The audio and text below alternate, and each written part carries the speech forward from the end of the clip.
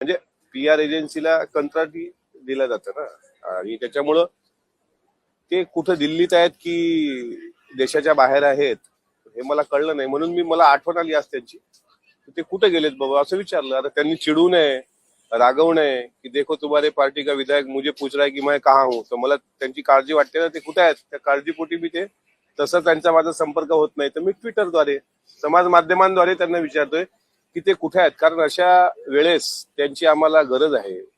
दुःखात त्यांनी सहभागी व्हायला पाहिजे, पण ते दुःखात कुठं सहभागी होताना दिसले नाहीत.